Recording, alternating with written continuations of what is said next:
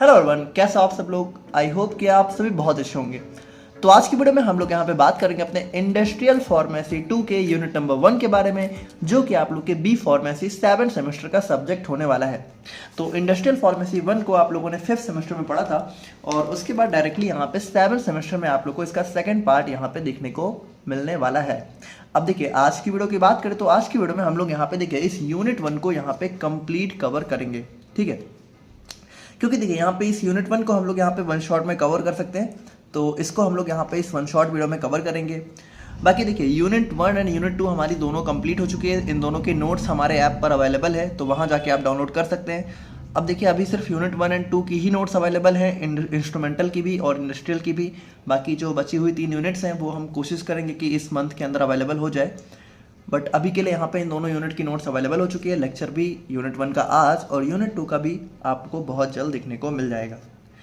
अब देखिए अगर हम यहाँ पे बात करें अपने थोड़ा सा यूनिट 1 के बारे में, तो यूनिट 1 में देखिए यूनिट 1 हमारा बेसिकली होने वाला है pilot plant scale up techniques के ऊपर, ठीक है। मेन हमारा यही टॉपिक है और इसके अंदर देखिए अगर हम लोग कुछ मेजर टॉपिक्स की बात करें तो जहाँ से क्वेश्चन बनते हैं, तो पहला हमारा जनरल कंसिडरेशन हो गया, ठीक है, तो इसके अंदर से क्वेश्चन बनता है।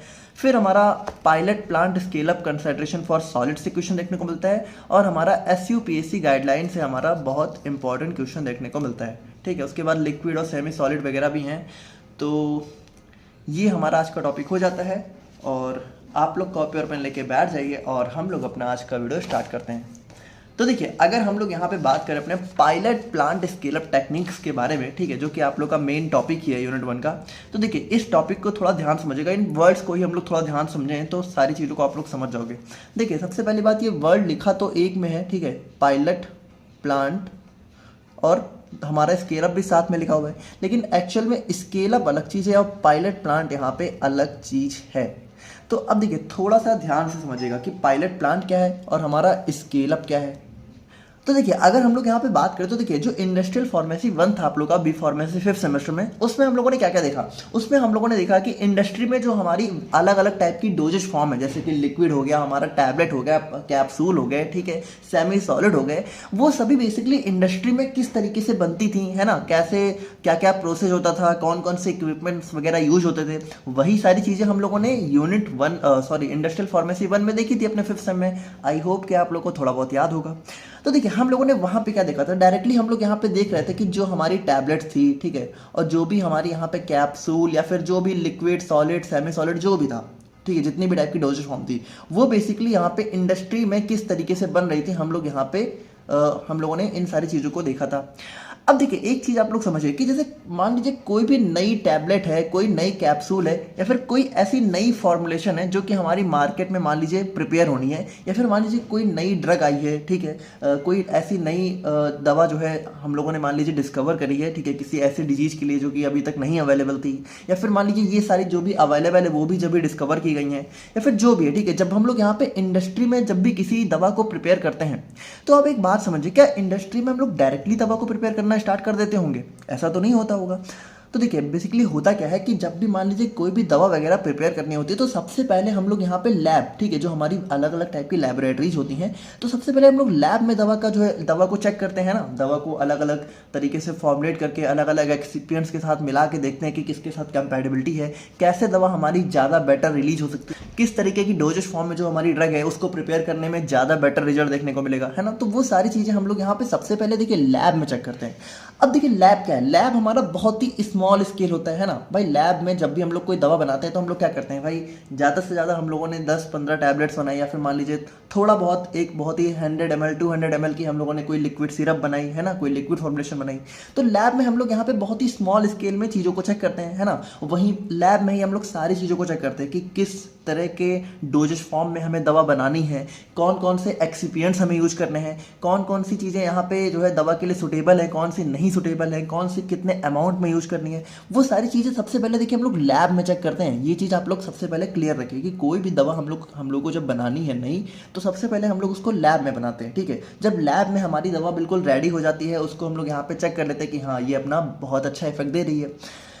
तो अब लैब से देखिए, अब जब लैब में हमारी दवा टेस्ट हो गई तो भाई अब हमें क्या करना है, अब हमें उसे इंडस्ट्री में लेके जाना है ना, अब हमें इंडस्ट्री लेवल बनाना है। लेकिन देखिए एक चीज़ समझिए, लैब क्या था, लैब हमारा था बहुत ही स्मॉल स्केल, ठीक है, जहाँ पे हमारी बहुत ही कह सकते हो स्मॉल स्केल पे दवाएं बन रही थी। अब इंडस्ट्री क्या है भाई, इंडस्ट्री हमारा बहुत ही लार्ज स्केल हो गया, यानी कि इंडस्ट्री में क्या होगा, बहुत ही लार्ज स्केल पे हमारी दवाएं मैन्युफैक्चर होंगी। तो क्या देखिए, क्या इतने स्मॉल स्केल से डायरेक्टली इतने लार्ज स्केल पे दवा का फॉर्मुलेशन करना सही रहेगा? मेरे ख्याल से नहीं सही रहता होगा, है ना। तो इसी के बीच में आता है हमारा एक मीडियम स्केल, ठीक है। यानी कि देखिए, जब कोई दवा हमारी लैब में यहाँ पे फॉर्मुलेट कर ली जाती है तो उसको डायरेक्टली इंडस्ट्री में ले जाने की बजाय हम लोग क्या करते हैं, सबसे पहले हम लोग यहाँ पे एक मीडियम स्केल में लेके जाते हैं, ठीक है। और जब मीडियम स्केल में ले जाने के बाद हम लोग चेक करते हैं, देखिए जैसे स्मॉल स्केल में मान लीजिए कि हम लोगों ने मान लीजिए 100 टैबलेट्स को बना के चेक किया, ठीक है। और इंडस्ट्री स्केल में भाई हमें कम से कम लाखों करोड़ों टैबलेट्स बनानी है। तो इस मीडियम स्केल में क्या करते हैं कि हम लोग लगभग यहाँ पे 10,000 टैबलेट्स बना के, देखिए एक एग्जांपल के लिए समझिए कि लगभग 10,000 टैबलेट्स की हम लोग यहाँ पे मैन्युफैक्चरिंग इस मीडियम स्केल में करते हैं, ठीक है। और जब यहाँ पे हमारी दवा जो है अच्छे से टेस्ट हो जाती है, ठीक है, कि हाँ यहाँ पे सारे मैन्युफैक्चरिंग अच्छे से हो रही है, दवा को लार्ज स्केल में ले जाने पर भी कोई खास प्रॉब्लम नहीं आ रही है, ठीक है, तब हम लोग यहाँ पे फाइनली क्या करते हैं, फाइनली हम लोग यहाँ पे इसको इंडस्ट्री लेवल पे लेके जाते हैं, जहाँ पे हम लोग लाखों करोड़ों टैबलेट्स, लाखों और बहुत ही मतलब बहुत सारे अमाउंट में हम लोग यहाँ पे लिक्विड, ठीक है, इन सारी दवाओं को फॉर्मुलेट करते हैं अपने इंडस्ट्री लेवल पे।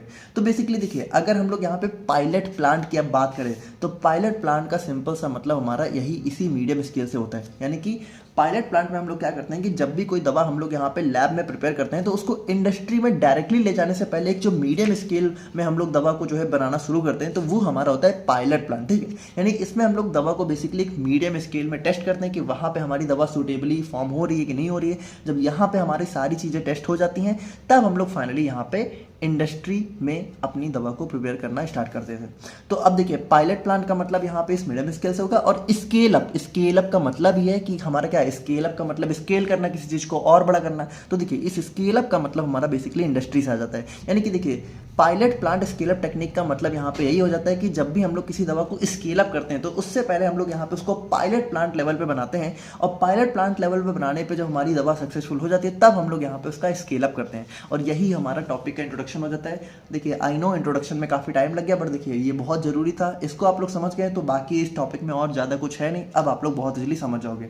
जैसे कि देखिए, पायलट प्लांट हमारा एक इंटरमीडिएट स्टेज का जो है टेस्ट होता है, जो कि हमारा लैबोरेटरी और फुल स्केल कॉमर्शियल प्रोडक्शन के बीच का जो है एक स्टेज होता है। बाकी देखिए, in this step the process of formulation developed eight lab scale is tested in pilot plant semi industrial scale. यानी कि देखिए, सेमी इंडस्ट्रियल स्केल यानी कि देखिए होता ये इंडस्ट्री जैसा है, लेकिन सेमी यानी कि थोड़ा सा इंडस्ट्री से छोटा होता है, जहाँ पे पहले हम लोग दवा को जो है, अच्छा यहाँ पे देखिए, जो पायलट प्लांट वाला जो स्केल होता है, मतलब यहाँ पे जो भी हमारी चीज़ें होती हैं वो होती इंडस्ट्री जैसे ही, यानी कि इंडस्ट्री जैसा सेम एटमॉस्फेयर हम लोग रखते हैं और लगभग सेम इक्विपमेंट्स का ही यूज करते हैं जो इंडस्ट्री में यूज होते हैं। बस आप ये समझिए कि इंडस्ट्री में अगर मान लीजिए इक्विपमेंट का साइज हमारा इतना बड़ा है, ठीक है, तो मीडियम स्केल में हम लोग इंस्ट्रूमेंट का साइज इतना बड़ा रखते हैं, लेकिन इंस्ट्रूमेंट की जो भी यहाँ पे डिजाइन होती है, ठीक है, वो बिल्कुल सेम होती है, बिल्कुल उसी तरह की होती है जो कि हम लोग यहाँ पे इंडस्ट्री में यूज करने वाले हैं। तो वही सारी चीज़ें हो जाती हैं। बाकी इसको हम लोग इसीलिए करते हैं ताकि यहाँ पे मान लीजिए कि कोई भी अगर यहाँ पे प्रॉब्लम अगर आने वाली है, ठीक है, लार्ज स्केल पे, या फिर कोई भी इकोनॉमिक प्रॉब्लम आने वाली है, तो वो सारी चीज़ें हम लोग यहाँ पे पहले ही पहचान लें, इसलिए हम लोग यहाँ पे इसका यूज करते हैं। तो देखिए, बेसिकली यहाँ पे ये होता है कि सबसे पहले हमारी दवा लैब स्केल पे बनती है, फिर हमारी पायलट प्लांट लेवल पे जाती है, और फिर हमारी यहाँ पे इंडस्ट्रियल स्केल पे जाती है। तो यही हमारा सिंपल इसका मतलब है। और बाकी देखिए, अगर हम लोग यहाँ पे इसके ऑब्जेक्टिव्स की बात करें तो देखिए, ऑब्जेक्टिव्स मतलब कि यहाँ पे आखिर इसका क्या काम है, ठीक है, इसका उद्देश्य क्या है। तो देखिए, सिंपल सी बात है, टेक्निकल फिजिबिलिटी, यानी कि देखिए, to ensure that the process developed in lab can be reproduced on a larger scale. यानी कि सबसे में हम लोग यही चेक करते हैं कि जो दवा हम लोगों ने लैब में बनाई है, क्या वो लार्ज स्केल पे भी उसी सेम क्वालिटी के साथ बनाई जा सकती है कि नहीं बनाई जा सकती है। ऐसा तो नहीं होगा कि लार्ज स्केल में बनाने पर उसकी क्वालिटी एफिकेसी में कुछ प्रॉब्लम आ जाएगी, तो वो सारी चीज़ हम लोग देखते हैं। इक्विपमेंट्स हैं, ठीक है, तो यहाँ पे देखिए, to determine the type and size of equipment suitable for large scale production. यानी कि देखिए, अब इसमें लोग लगभग सेम ही डिजाइन का इक्विपमेंट यूज करते हैं, बस उसका साइज थोड़ा सा स्मॉल होता है, जो कि यहाँ पे हम लोग इंडस्ट्री में यूज करने वाले हैं। तो इस तरीके से हम लोग ये भी चेक कर लेते हैं कि जो इंस्ट्रूमेंट है, ठीक है, वो अच्छे से काम कर पाएगा कि नहीं कर पाएगा। और उसके बाद देखिए, हमारा प्रोसेस ऑप्टिमाइजेशन। तो यहाँ पे देखिए, प्रोसेस ऑप्टिमाइजेशन को मतलब यहाँ पे जो भी हमारा temperature, mixing, pH, drawing time, यानी कि देखिए, जब भी हम लोग किसी दवा को प्रिपेयर करते हैं तो हम लोग एक प्रॉपर टेम्परेचर मेंटेन करते हैं, उसको मिक्स करते हैं एक प्रॉपर जो है कह सकते हो स्पीड पे, है ना, उसका पीएच एक फिक्स होता है। तो क्या वो सारी चीज़ें हमारी दवा के लिए सही हैं बिगर स्केल पे भी, कि हमारा बिगर स्केल पे हमें कुछ चेंजेस करने पड़ेंगे। तो वो सारी चीज़ें ही बेसिकली हम लोग यहाँ पे चेक करते हैं। प्रोडक्ट क्वालिटी, यानी कि इसमें हम लोग कंफर्म करते हैं कि जो हमारा प्रोडक्ट है, ठीक है, वो अपनी क्वालिटी, स्टेबिलिटी और बायो अवेलेबिलिटी, यानी कि जो भी उसकी क्वालिटी प्रोफाइल है, यानी जो उसका इफेक्ट आने वाला है, वो सारी चीज़ें लार्ज स्केल पे भी मेंटेन रहेंगी या नहीं रहेंगी। इकोनॉमिक इवैल्यूएशन, तो यहाँ पे देखिए भाई, जब भी हम लोग किसी दवा को जो है लार्ज स्केल में बनाएंगे तो हमें बहुत सारा रॉ मटेरियल चाहिए होगा, बहुत सारे कह सकते हो यूटिलिटीज चाहिए होंगे, मैन पावर यानी बहुत सारे लोग चाहिए होंगे, प्रोडक्शन चाहिए होगा।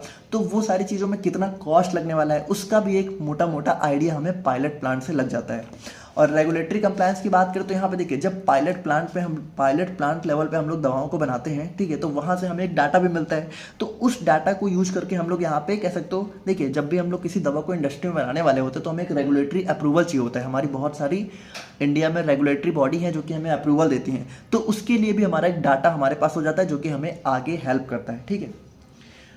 तो ये सारी हमारे यहाँ पे बेसिकली कह सकते हो इसके ऑब्जेक्टिव्स हो जाते हैं। और अगर हम लोग यहाँ पे इसके एप्लीकेशन की बात करें तो देखिए, एप्लीकेशन ऑब्जेक्टिव लगभग सेम ही चीज़ें होती हैं, बट फिर भी अगर हम लोग देखें तो एप्लीकेशन का मतलब ये देखिए वही है कि हमारा कह सकते हो कोई भी नया फार्मास्यूटिकल फॉर्मुलेशन है, ठीक है, तो उसको हम लोग यहाँ पे डायरेक्टली इंडस्ट्री में बनाने से पहले अपना पायलट प्लांट लेवल पे बना के चेक कर लेते हैं।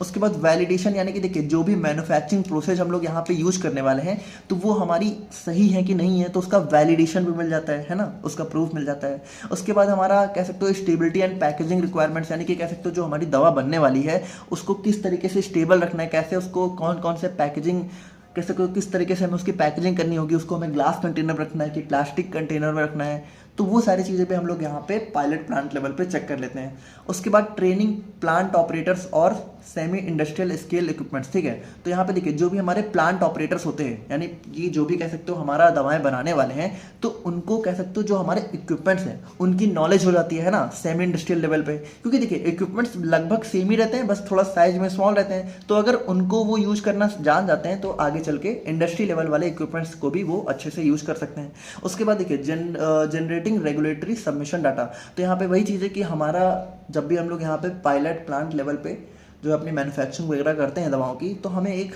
डाटा भी मिल जाता है जो कि हमारे आगे जो है रेगुलेटरी सबमिशन में काम आता है, ताकि हमें जो है इंडस्ट्री लेवल पे अपना अप्रूवल मिल सके। उसके बाद देखिए economic and market evaluation to check cost effectiveness before large investment, तो यहाँ पे वही चीज़ है कि भाई कोई दवा है उसको इंडस्ट्री में बनाना है तो एक बहुत लार्ज कॉस्ट भी हमें देनी पड़ती है, तो उस कॉस्ट का एक आइडिया भी हमें लग जाता है कि वो कॉस्ट हमारी जो है कितनी लगेगी और क्या मतलब वो कॉस्ट हम यहाँ पे बियर कर सकते हैं इंडस्ट्री में, ठीक है, कि नहीं कर सकते हैं, तो वो सारी चीज़ें हमारी यहाँ पे कह सकते हो एक आइडिया हमें लग जाता है। अब देखिए अगर हम लोग एक जनरल स्टेप की बात करें कि क्या क्या स्टेप्स हमें देखने को मिलते हैं, तो देखिए सबसे पहले हम लोग क्या करते हैं, सबसे पहले हम लोग यहाँ पे भाई देखिए पायलट प्लांट से भी पहले हमारा लैब स्केल पे हम लोग क्या करते हैं, फॉर्मुलेशन को रिव्यू करते हैं, प्रोसेस को रिव्यू करते हैं कि सारी चीज़ें सही है कि नहीं है। उसके बाद हम लोग यहाँ पे क्या करते हैं, स्मॉल बैच इंटरमीडिएट, यानी कि देखिए जो हमारा पायलट प्लांट लेवल पे हम लोग कह सकते हो कि स्मॉल बैच, यानी कि कह सकते हो 100 टैबलेट का 1000 टैबलेट का एक बैच रन करते हैं, ठीक है, और mimicking commercial equipments and conditions as closely as possible. इसको ध्यान समझिए, मिमिकिंग मतलब कॉपी करना, कॉमर्शियल इक्विपमेंट्स यानी कि जो इक्विपमेंट्स हमारे इंडस्ट्री में यूज होने वाले सेम लगभग जितना क्लोजली पॉसिबल है उतना क्लोजली लगभग उसी टाइप के इक्विपमेंट्स और कंडीशंस का यूज करके हम लोग यहाँ पे अपना स्मॉल बैच को जो है कंडक्ट करते हैं और देखते हैं कि सारी चीज़ें सही हो रही हैं कि नहीं हो रही हैं। उसके बाद collect data on process parameters, यानी कि उसके बाद देखिए हम लोग डाटा को कलेक्ट करते हैं। उसके बाद देखिए अगर मान लीजिए डाटा में हमें कुछ भी लगता है कि इसमें ये प्रॉब्लम आ रही है स्टेबिलिटी में, तो हम लोग क्या करते हैं, ऑप्टिमाइज करते हैं, यानी प्रोसेस को थोड़ा सा चेंज करते हैं पायलट रिजल्ट्स के बेसिस पे, यानी कि जो भी रिजल्ट हमें मिला है उसके बेसिस पे अगर देखिए सारी चीज़ें सही हैं तो कोई दिक्कत नहीं है, अगर कुछ भी हमें लगता है प्रॉब्लम है तो हम लोग यहाँ पे प्रोसेस को थोड़ा सा ऑप्टिमाइज करते हैं। और उसके बाद हम लोग क्या करते हैं, डॉक्यूमेंट करते हैं। भाई डॉक्यूमेंट मतलब कि जो भी प्रोसीजर है, जो भी मास्टर फॉर्मूला है, ठीक है, उन सारी चीज़ों को हम लोग यहाँ पे एक डॉक्यूमेंट बनाते हैं ताकि आगे चल के जो भी हमारी गुड मैन्युफैक्चरिंग प्रैक्टिस है, जीएमपी है, ठीक है, जीएमपी आप लोगों ने शायद जो है क्वालिटी एश्योरेंस में भी पढ़ा होगा 6 सेम में, नहीं पढ़ा है तो इस बार भी आप लोग थोड़ा बहुत देखोगे, तो इन सारी चीज़ों में भी हम लोग यहाँ पे कह सकते हो इसका यूज करते हैं। यानी बेसिकली देखिए वही है कि हमारा जो है आगे चल के जब हमें फुल स्केल प्रोडक्शन करना है तो उसका अप्रूवल जो है इन्हीं सारी चीज़ों से हमें मिलता है। तो ये हमारा हो जाता है पायलट प्लांट स्केल अप। तो आई होप कि आप लोग इसका इंट्रोडक्शन वगैरह बहुत अच्छे से समझ गए होंगे। अब देखिए अब हम लोग यहाँ पे बात करेंगे अपने जनरल कंसाइडरेशन के बारे में।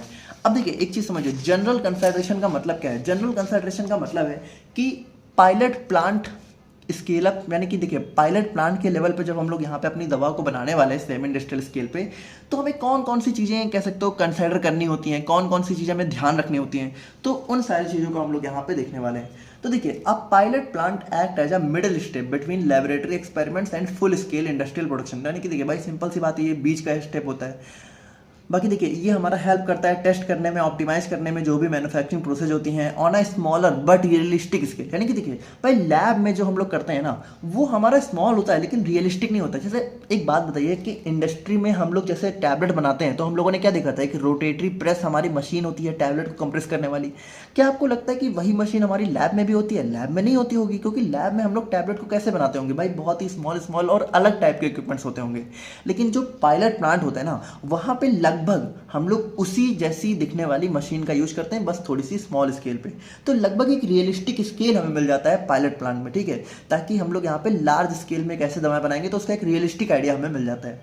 और यहाँ पे कुछ की पॉइंट्स हैं जो कि हमें कंसिडर करने होते हैं। तो देखिए अब यही सारे हमारे जनरल कंसिडरेशन में आ जाते हैं। तो सबसे पहला आता है पर्सनल एंड टीम।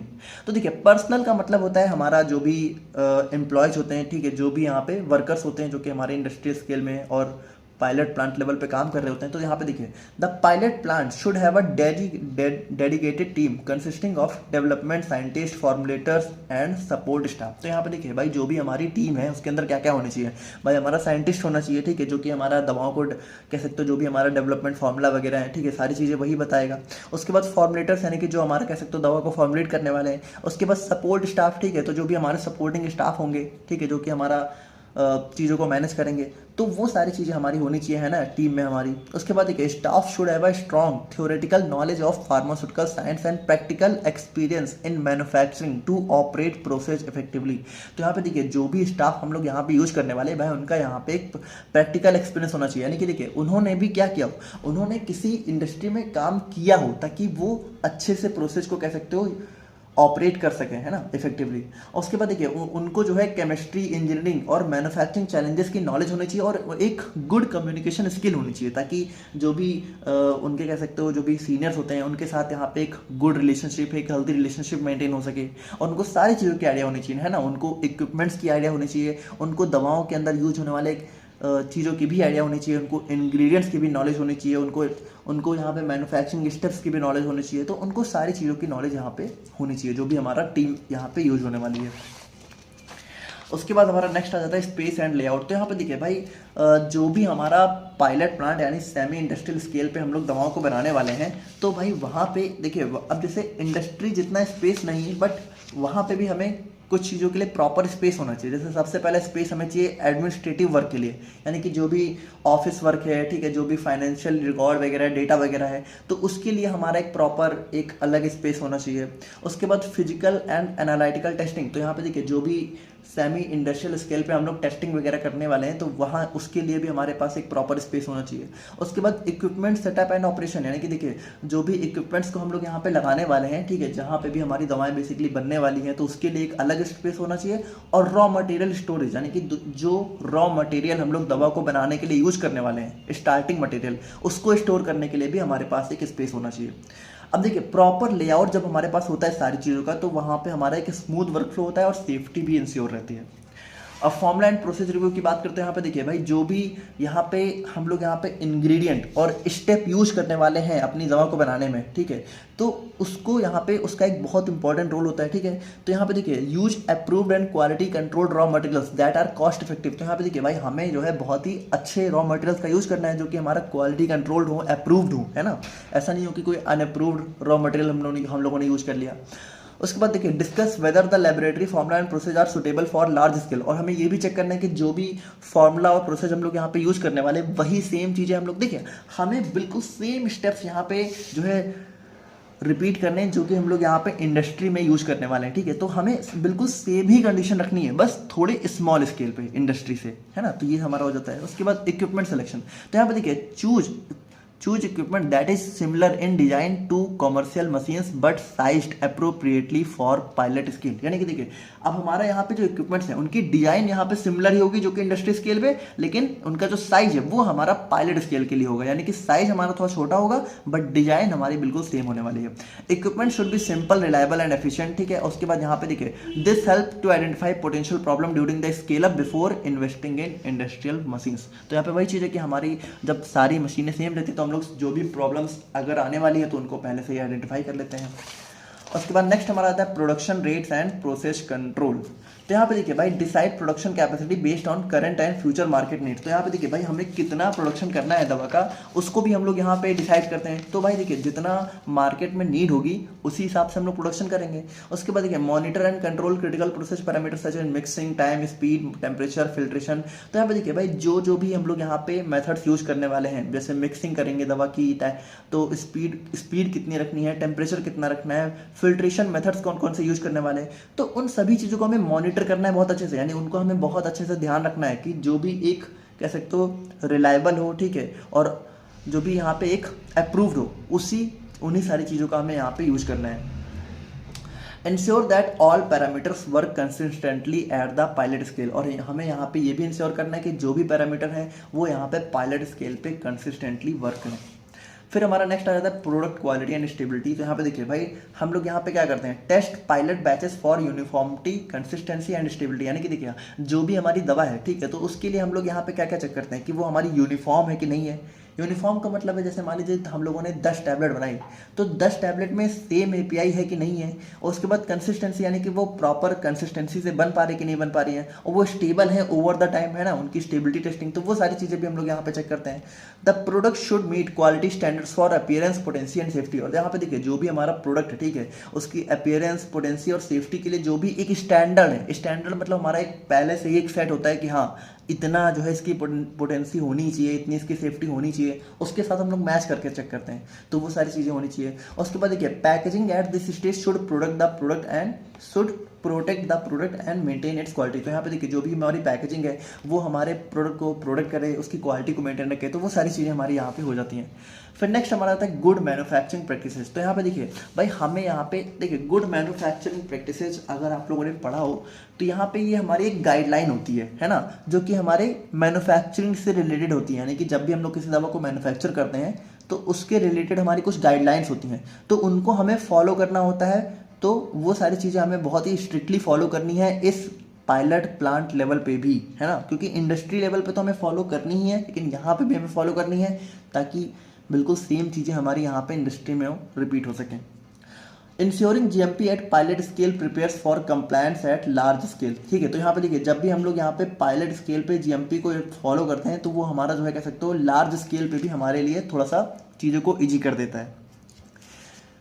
तो देखिए ये सारी चीज़ें हमारी हो जाती हैं। उसके बाद देखिए डॉक्यूमेंटेशन एंड मास्टर फॉर्मूला। तो यहाँ पे देखिए भाई जो भी चीज़ें हम लोग यहाँ पे कह सकते हो स्टेप्स यूज करने वाले, मैन्युफैक्चरिंग प्रोसेस यूज करने वाले हैं, तो उसका हम लोग यहाँ पे एक मास्टर मैन्युफैक्चरिंग फॉर्मूला यहाँ पे प्रिपेयर करते हैं, जो कि हमारा हर स्टेप, ठीक है, यानी कि कह सकते हो जो भी प्रोसेस है उसकी हर एक स्टेप, इंग्रेडिएंट्स और जो भी इक्विपमेंट्स हम लोग यहाँ पे यूज करते हैं, उन सारी चीज़ों की यहाँ पे डिटेल यहाँ पे इस मास्टर मैन्युफैक्चरिंग फॉर्मूला में मेंशन होती है। उसके बाद देखिए maintain accurate records of batch sizes, process conditions and result. तो यहाँ पे देखिए हमें एक एक्यूरेट रिकॉर्ड यहाँ पे मेंटेन करना है बैच साइज, प्रोसेस कंडीशन और रिजल्ट्स का। उसके बाद देखिए इस डॉक्यूमेंटेशन से क्या होता है कि हमारी कंसिस्टेंसी, यानी कि कह सकते हो हर बार सेम तरह की दवा हमारी प्रिपेयर होती है, यानी कि सेम प्रोडक्ट को हम लोग यहाँ पे हर बार अचीव कर पाते हैं, और यहाँ पे रेगुलेटरी अप्रूवल में भी हमारी यहाँ पे हेल्प होती है। उसके बाद फाइनली हमारा रहता है टेक्नोलॉजी ट्रांसफर। तो यहाँ पे देखिए the pilot plant scale up phase provides valuable data and experience necessary for transferring the process to full scale. अब देखिए टेक्नोलॉजी ट्रांसफर वैसे हमारा नेक्स्ट यूनिट में हमारा टॉपिक ही होने वाला है। टेक्नोलॉजी ट्रांसफर में देखिए क्या करते हैं हम लोग, बेसिकली जैसे हम लोग जब पायलट प्लांट लेवल पे दवा को मैन्युफैक्चर करेंगे तो हमारे पास सारा डाटा आ जाएगा कि भाई कह सकते हो थोड़ा सा बिगर स्केल पे ले जाने पे क्या क्या प्रॉब्लम आई, है ना, तो कितना कह सकते हो इसकी स्टेबिलिटी में क्या इशू आया, या फिर कह सकते हो इसकी सॉल्युबिलिटी में। तो जो भी डाटा हमारे पास हो जाता है ना, तो उस डाटा को हम लोग क्या करते हैं, उस डाटा को फिर हम लोग यहाँ पे लार्ज स्केल में ट्रांसफर कर देते हैं। तो उन सारी चीज़ों का ध्यान रखते हुए, उस डाटा को फॉलो करते हुए लार्ज स्केल पे हम लोग बहुत अच्छे से अपनी दवाओं को प्रिपेयर कर पाते हैं।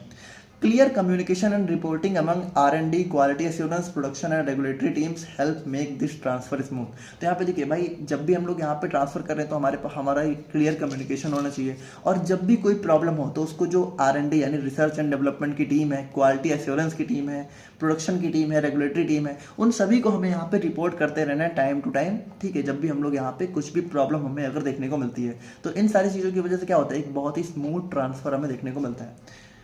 तो ये हमारी हो जाते हैं कुछ जनरल कंसिडरेशंस जो कि हमें ध्यान रखनी होती है अपने pilot plant scale up level पे। और अब हम लोग यहाँ पे बात करते हैं अपने बहुत ही इंपॉर्टेंट टॉपिक के बारे में, जो कि एग्जाम में आप लोगों को बहुत बार देखने को मिलता है, और ये हमारा हो जाता है pilot plant scale up considerations for solids.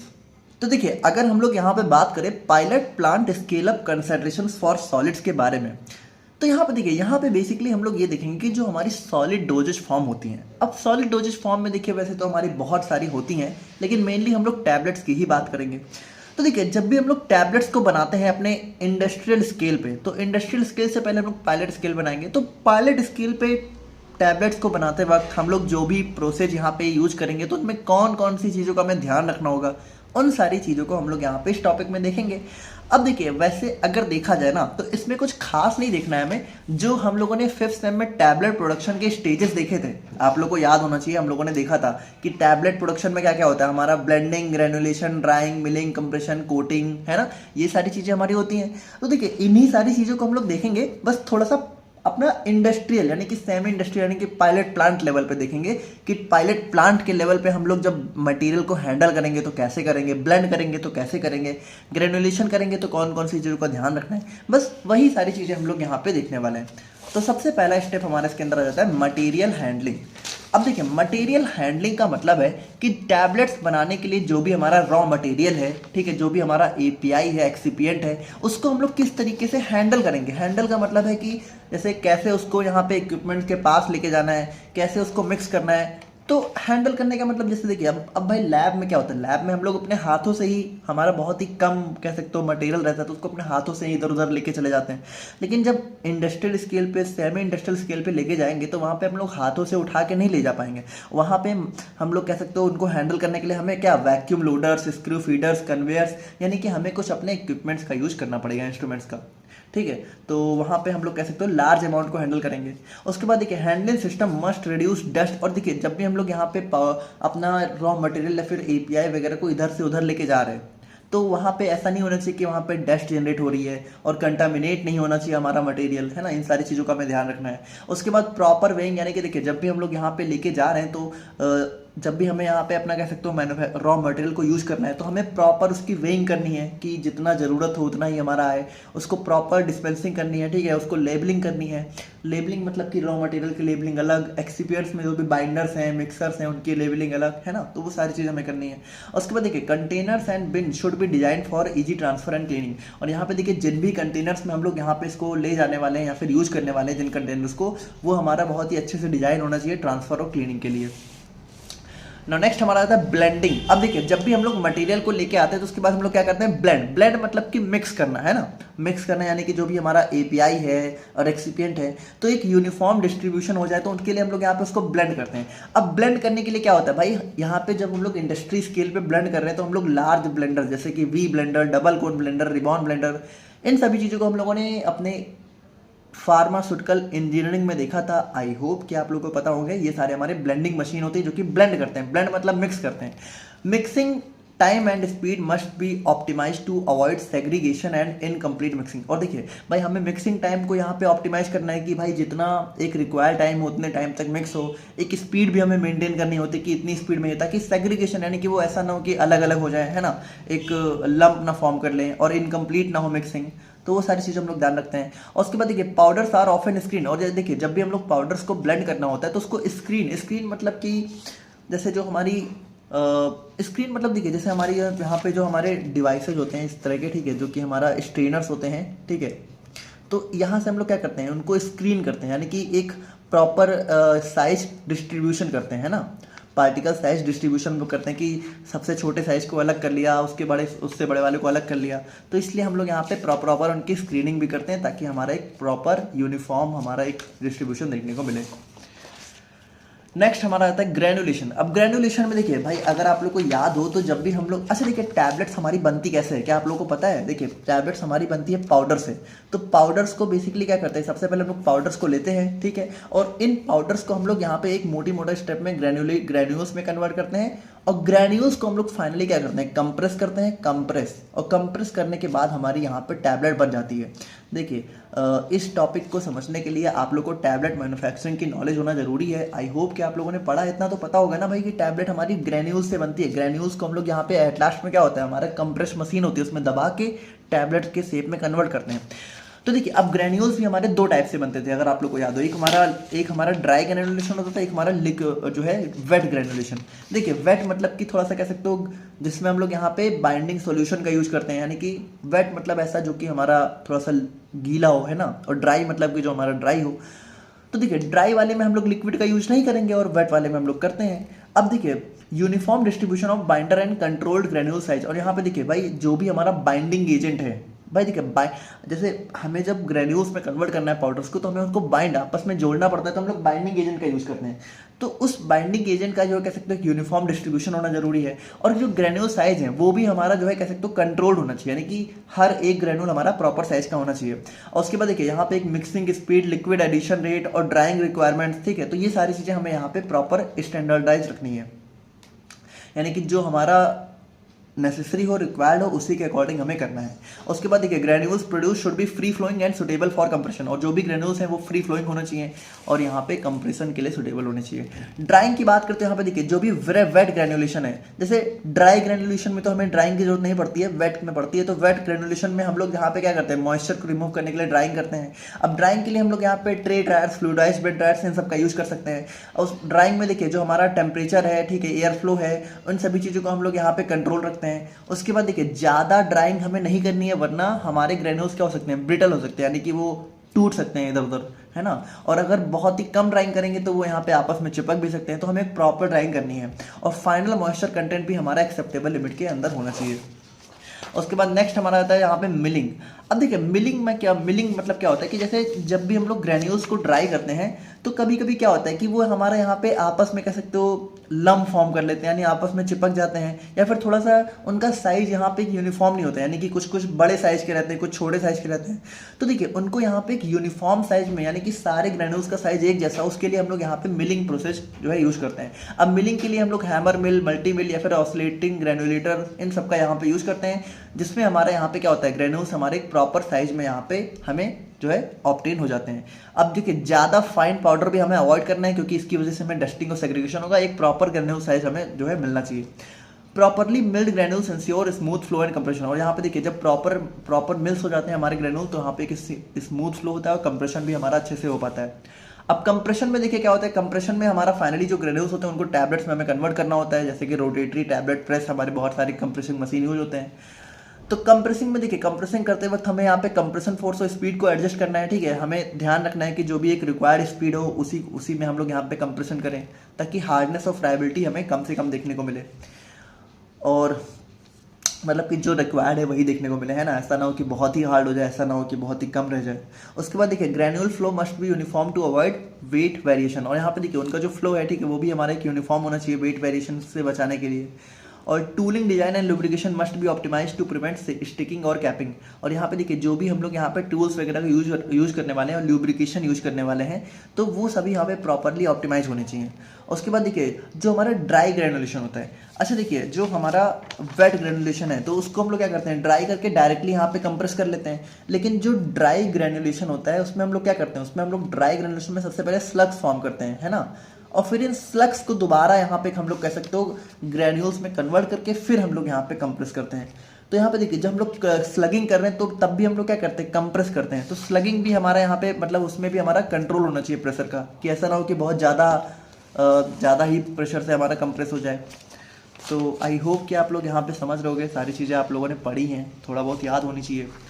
अब कोटिंग की बात करें तो यहाँ पे देखिए भाई जब हम लोग यहाँ पे टैबलेट फाइनली बन जाती है तो टैबलेट कभी कभी क्या होती है, बहुत ही कड़वी हो जाती है, या फिर वो हो सकता है उसका टेस्ट बहुत ही मतलब बिटर हो, है ना। तो बहुत सारी प्रॉब्लम आ जाती है कभी कभी, और फिर उसकी अपीयरेंस ना अच्छी हो, तो उस केस में हम लोग क्या करते हैं, कोटिंग करते हैं, यानी टैबलेट के ऊपर एक एक्स्ट्रा लेयर चढ़ा देते हैं।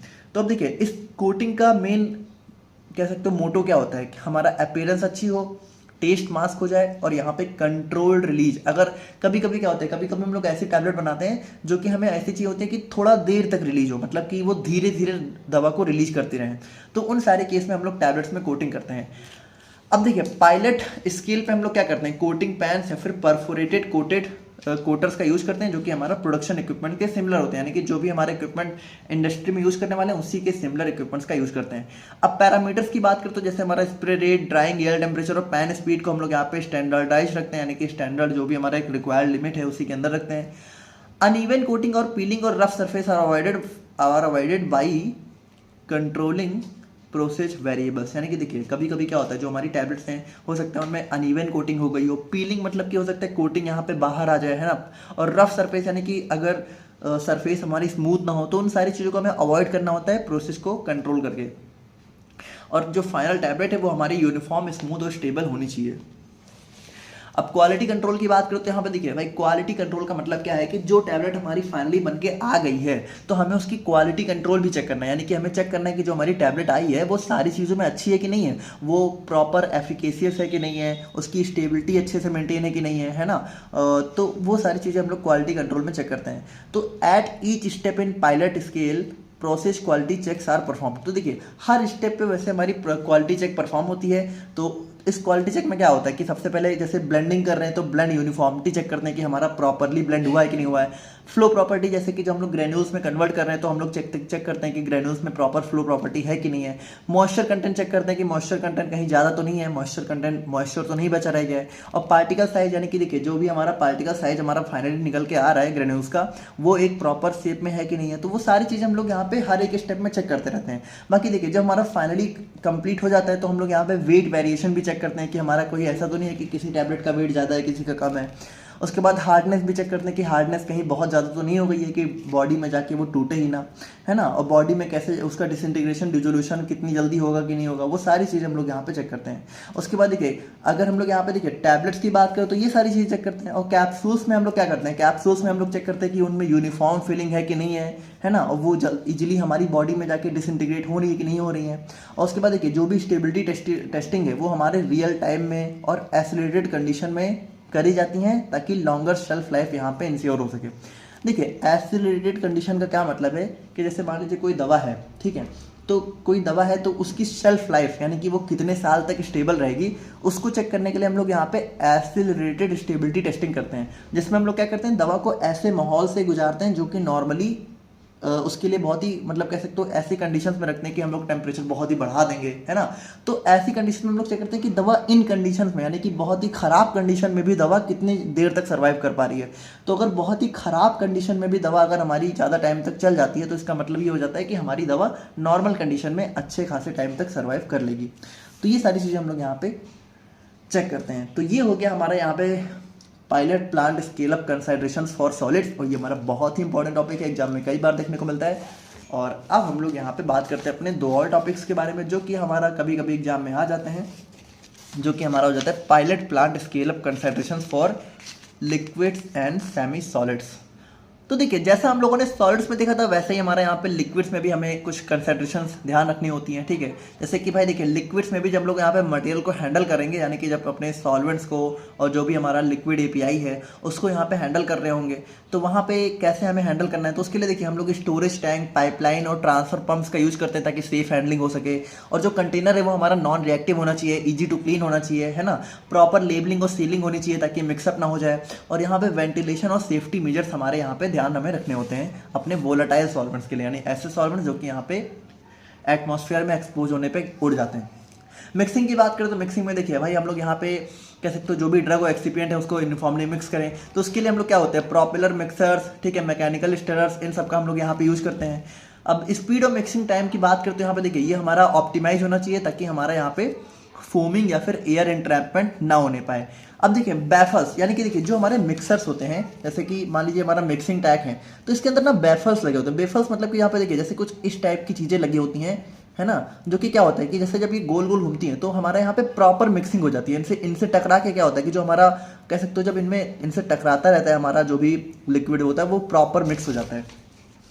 तो बैफल्स वगैरह हमारे डेड जोन्स और यहाँ पे सर्कुलेशन को इम्प्रूव करने के लिए लगे होते हैं। अब टेम्परेचर कंट्रोल भी हमारा जरूरी होता है ताकि हमारा डिजोल्यूशन अच्छे से हो सके, जैसे कि कुछ चीज़ों के लिए हमें टेम्परेचर जो है बढ़ाना पड़ता है। फिल्ट्रेशन की बात करते हैं यहाँ पे देखिए फिल्ट्रेशन जैसे कि मान लीजिए कि हम लोग जब हम लोग लिक्विड अपना बना रहे हैं तो कभी कभी क्या होता है कि उसमें कुछ हमारा सॉलिड पार्टिकल्स रह जाते हैं, है ना, जो कि हमें नहीं चाहिए होते हैं, तो उसको फिल्टर आउट करने के लिए हम लोग फिल्ट्रेशन का यूज करते हैं।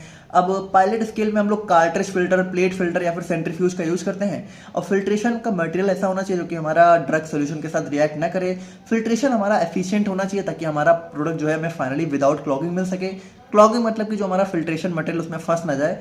और प्रेशर और वैक्यूम हमारा अप्लाइड होना चाहिए ताकि हमारा प्रोसेस जो है स्पीड अप हो सके।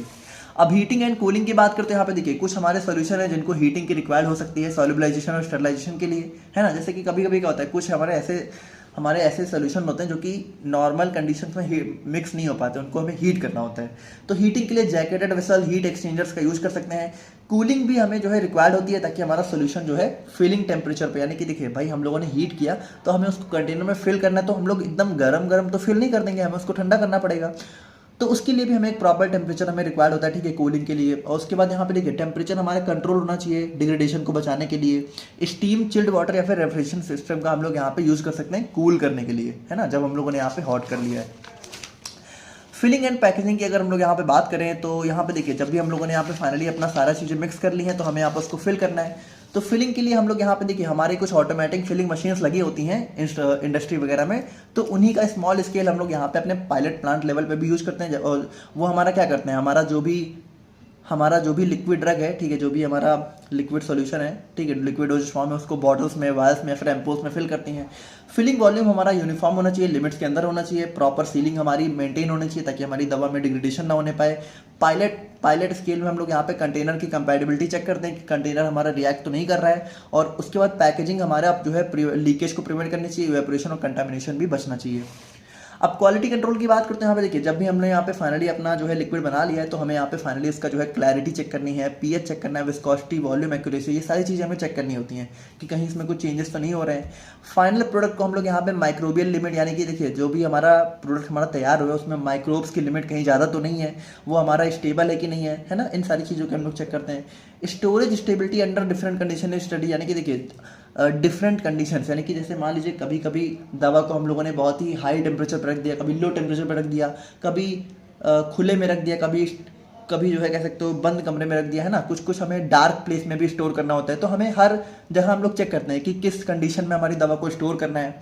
और उसके बाद हम लोग सारी प्रोसेस को डॉक्यूमेंटेट करते हैं, ठीक है, हर एक चीज़ का डॉक्यूमेंटेशन तैयार करते हैं। और फाइनली स्केल अप करते समय हम लोग यहाँ पे सारी चीज़ों को यहाँ पे यूनिफॉर्म और सेफ रखते हैं लार्ज स्केल पे। तो ये हमारा हो जाता है pilot plant scale up concentration for liquid. और अगर हम लोग यहाँ पे बात करें सेमी सॉलिड्स के बारे में तो यहाँ पे भी देखिए लगभग सिमिलर सा ही है। जैसे सेमी सॉलिड्स में भी हमारा क्या आ जाता है, क्रीम, ऑइंटमेंट, जेल, पेस्टेज।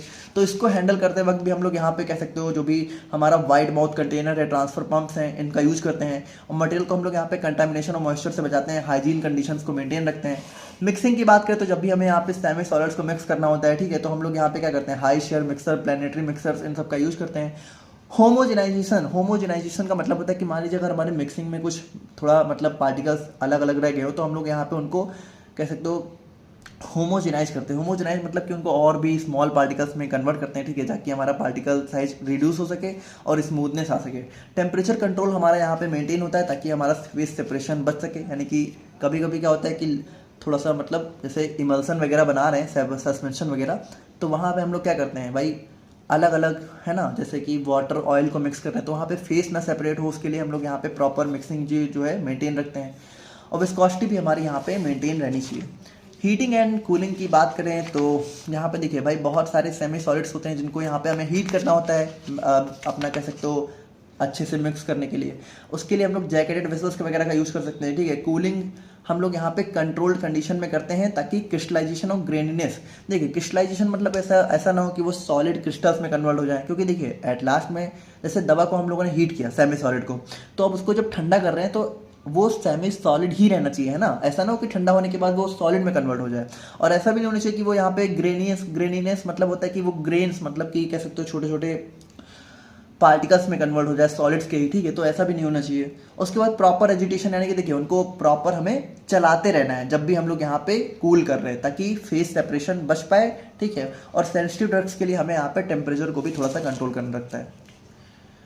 और फाइनली हमारा फिलिंग एंड पैकेजिंग की बात करते हैं। यहाँ पे देखिए सेमी सॉलिड्स को हम लोग यहाँ पे जो है ट्यूब्स, जार्स, कंटेनर्स में फिल करते हैं ऑटोमेटिक फिलिंग मशीन्स के थ्रू, ठीक है। और यहाँ पे फिलिंग हमारी एक्यूरेट होनी चाहिए, कंसिस्टेंट होनी चाहिए। एयर इंट्रैपमेंट हमारा नहीं होना चाहिए, है ना, एयर नहीं फिल होनी चाहिए इन सब पैकेजिंग करते वक्त, क्योंकि देखिए एयर में हमारे माइक्रोब्स होते हैं जो कि हमारे दवा को ख़राब कर सकते हैं। पैकेजिंग मटेरियल हमारा जो है मॉइस्चर, लाइट और माइक्रोबियल कंटामिनेशन से बचाना चाहिए। और पायलट स्केल स्टडी हम लोग यहाँ पे चेक करते हैं कंपैटिबिलिटी के लिए, ठीक है, कि हमारा जो भी कंटेनर है वो हमारा फॉर्मुलेशन के साथ जो है कंपैटिबल है कि नहीं है। और फाइनली हम लोग क्या करते हैं भाई, फाइनली हम लोग क्वालिटी कंट्रोल यानी कि जो है हमारा प्रोसेस को चेक करते हैं कि हमारा विस्कोसिटी प्रॉपर मेंटेन है कि नहीं है, यूनिफॉर्म है या अपीयरेंस हमारा सही है कि नहीं है। और फाइनल प्रोडक्ट को हम लोग यहाँ पे माइक्रोबियल कंटामिनेशन है, इसके अंदर कितने माइक्रोब वगैरह हैं, वो सारी चीज़ों को ले चेक करते हैं। टेक्सचर, स्प्रेडेबिलिटी, ड्रग रिलीज, ठीक है, तो कैसा टेक्सचर है वो स्प्रेड, जैसे देखिए ज़्यादातर सेमी सॉलिड में हमारा क्या आता है, क्रीम वगैरह आती है, तो उसको हम लोग क्या करते हैं अपने स्किन पे स्प्रेड करते हैं, यानी फैलाते हैं, तो अच्छे से स्प्रेड हो पा रहा है कि नहीं हो पा रहा है, तो उन सारी चीज़ों के लिए हम लोग चेक करते हैं। फिर long term accelerated studies are perform, तो यहाँ पे देखिए लॉन्ग टर्म यानी कि उसको हम लोग चेक करते हैं कि लॉन्ग टर्म में कितना सेफ रह पाती है कि नहीं रह पाती है। और एसिलेटेड, तो यहाँ पे देखिए वही हम लोगों ने देखा कि हम लोग जल्दी भी चेक करते हैं कि हम लोगों ने टेम्परेचर बहुत ही बढ़ा दिया तो दवा कितनी देर तक सही रह पा रही है कि नहीं रह पा रही है, तो वो सारी चीज़ें हम लोग यहाँ पे चेक करते हैं। उसके बाद हर एक प्रोसेस का डॉक्यूमेंटेशन करते हैं ताकि हमारा यहाँ पे फाइनल प्रोडक्शन स्केल पे अच्छे से हमारी दवा रिप्रोड्यूस हो पाए। तो ये सारी चीज़ें हमारी आ जाती हैं जो है pilot plant scale up considerations of semi solids के लिए। तो यहाँ पे देखिए अब हमारा पायलट प्लांट का टॉपिक लगभग कंप्लीट हो जाता है और अब हम लोग यहाँ पे बात करते हैं अपने SUPAC गाइडलाइंस के बारे में। अब देखिए इसको थोड़ा ध्यान से समझिएगा। देखिए वैसे ये जो टॉपिक है ये आपका पायलट प्लांट नहीं बल्कि यहाँ पे अब इंडस्ट्रियल स्केल पे टॉपिक आ जाता है, ठीक है। तो जैसे यहाँ पे देखिए इस टॉपिक का अगर हम लोग फुल फॉर्म देखें, SUPAC का फुल फॉर्म होता है scale up and post approval changes. थोड़ा ध्यान से समझिएगा। देखिए इस टॉपिक का मतलब ये है कि जैसे जब हम लोगों ने यहाँ पे स्केल अप कर लिया अपने जो भी दवाएं हैं, जो भी हमारी कह सकते हो ड्रग हैं, ठीक है, जो भी हमारा मेडिसिन है, उनको जो हम लोग यहाँ पे इंडस्ट्रियल स्केल पे प्रिपेयर करना स्टार्ट कर देते हैं। तो देखिए एक बार हम लोगों ने जब स्टार्ट कर दिया तो हम लोग क्या करते हैं, हम लोग एक अप्रूवल वगैरह लेते हैं। हमारी कुछ रेगुलेटरी बॉडी होती है इंडिया में जिसके थ्रू हम लोग अप्रूवल लेते हैं और इंडस्ट्रियल स्केल पे अपना प्रोडक्शन चालू कर देते हैं अपने प्रोडक्ट का। देखिए एक बार जब हम लोगों ने यहाँ पे प्रोडक्शन चालू कर दिया तो कभी कभी क्या होता है, कभी कभी भाई हमें ऐसा रियलाइज होता है कि भाई अब हमें यहाँ पे थोड़े बहुत चेंजेस करने हैं। यानी कभी कभी हम लोग क्या करते हैं कि कुछ इक्विपमेंट्स को हम लोग यहाँ पे थोड़ा बहुत चेंज करना चाहते हैं, है ना। कभी कभी हम लोग ऐसा चाहते हैं कि जो हमारी प्रोसेस है, ठीक है, उस प्रोसेस में हम लोग थोड़े बहुत चेंजेस करें, कुछ स्टेप्स को ऐड कर दें या फिर कुछ स्टेप्स को रिमूव कर दें अननेसेसरी। कभी कभी हमें ऐसा लगता है कि जो जगह है, ठीक है, उस जगह को हमें थोड़ा बहुत चेंज करना है ताकि हमारी प्रोसेस जो है अच्छे से हो सके। कभी कभी दवा जिस जगह पे हम लोग मैन्युफैक्चरिंग कर रहे होते हैं तो वहाँ पे हो सकता है हमें ऐसा जो है रियलाइजेशन हो कि ये जगह सही नहीं है तो उस जगह को चेंज करना हो। तो देखिए ये सारी चीज़ें क्या है कि एक बार आपने इंडस्ट्री में मैन्युफैक्चरिंग करना चालू कर दिया और चालू करने के बाद अगर आपको कोई चेंजेस करने हैं तो उन सारी चेंजेस के लिए जो गाइडलाइंस होती हैं वो सारी गाइडलाइंस हमारी यहाँ पे हमारी मेंशन होती है। यानी देखिए इसका फुल फॉर्म क्या है, scale up and post approval changes. यानी कि देखिए अप्रूवल लेने के बाद अगर आपको कुछ चेंजेस करने हैं तो उन सारी चीज़ों के लिए कौन कौन सी गाइडलाइंस होती हैं, कौन कौन सी चीज़ें आपको फॉलो करनी होती हैं, उन सारी चीज़ों को हम लोग यहाँ पे SUPAC के अंदर पढ़ते हैं। तो यहाँ पे देखिए भाई इसके अंदर हमारा क्या होता है, it is a set of guidelines issued by the US FDA that explains how to handle changes in drug products after approval. यानी कि देखिए एक बार आप लोगों ने अप्रूवल ले लिया उसके बाद अगर आप लोगों को कोई चेंजेस करने हैं तो उसके लिए कौन कौन सी गाइडलाइंस हमें फॉलो करनी होती हैं, वो सारी चीज़ें यहाँ पे मेंशन होती हैं। बाकी देखिए इन चेंजेस के अंदर क्या क्या आ सकता है, इन चेंजेस के अंदर ये आ सकता है कि मान लीजिए पहले आप लोग यहाँ पे एक बार में मान लीजिए 10,000 टैबलेट बना रहे थे। अब आप लोग ऐसा सोचो कि एक बार में 10,000 नहीं बल्कि एक बार में 1,00,000 टैबलेट बनानी है या फिर एक बार में 50,000 टैबलेट बनानी है, ठीक है। तो अगर बैच साइज को इंक्रीज करना है या फिर चेंज इन साइड, यानी कि मान लीजिए पहले आप लोग जो है मान लीजिए कि किसी हरिद्वार में बना रहे हो, ठीक है, हरिद्वार में मान लीजिए मैन्युफैक्चरिंग प्लांट है। अब इस हरिद्वार की बजाय यहाँ पे मैन्युफैक्चरिंग प्लांट को मान लीजिए हिमाचल लेके जाना है, बैंगलोर लेके जाना है, ठीक है। तो यहाँ पे साइड को चेंज करना है। प्रोसेस मॉडिफिकेशन, यानी कि देखिए भाई जो भी हमारे दवा को बनाते समय प्रोसेस होती है तो उस प्रोसेस में कोई स्टेप हमें ऐड करना है या फिर रिमूव करना है। इक्विपमेंट रिप्लेसमेंट, यानी कि जो इक्विपमेंट्स हम लोग यूज कर रहे हैं उसको मान लीजिए अगर हमें रिप्लेस करना है, कोई नया इक्विपमेंट है जो कि और अच्छे से काम कर सकता है उसको ऐड करना है। या फिर फॉर्मुलेशन में, यानी कि देखिए जब भी कोई दवा बना रहे हैं तो उसमें जो एक्सिपिएंट हम लोग यूज कर रहे हैं मान लीजिए उसमें कुछ चेंजेस करने हैं, है ना, कुछ नया एक्सिपिएंट ऐड करना है या फिर कुछ रिमूव करना है।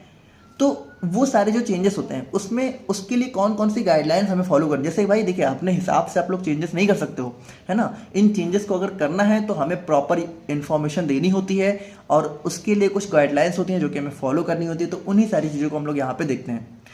The main aim to ensure that product quality safety and efficacy remain the same even if changes are made after approval. अब देखिए भाई इस चीज़ का मेन मोटो क्या होता है, देखिए इन गाइडलाइंस का मेन मोटो ये होता है कि जैसे मान लीजिए आप लोग अगर बैच साइज को बढ़ा दे रहे हो अचानक से, साइट में चेंजेस कर रहे हो, प्रोसेस में मॉडिफिकेशन कर रहे हो, इक्विपमेंट को रिप्लेस कर रहे हो या फिर कुछ भी कर रहे हो, कोई भी चेंज कर रहे हो अप्रूवल लेने के बाद, तो उस चेंज की वजह से आपकी दवा की क्वालिटी और एफिकेसी में कोई इफेक्ट नहीं आना चाहिए। तो उन्हीं सारी चीज़ों को ध्यान में रखने के लिए हमारी ये गाइडलाइंस यहाँ पे बनाई गई हैं। तो अब देखिए अगर हम लोग यहाँ पे बात करें अपने SEO/PAC गाइडलाइंस के टाइप्स के बारे में, तो बेसिकली हमारी 3 टाइप की होती हैं। एक होता है SEO/PAC IR, यानी कि देखिए ये हमारी गाइडलाइन जो है इमीडिएट रिलीज, यानी कि जो बहुत तुरंत रिलीज होने वाली सॉलिड ओरल डोजेज फॉर्म होती है उनके लिए हमारी SEO/PAC IR होती है।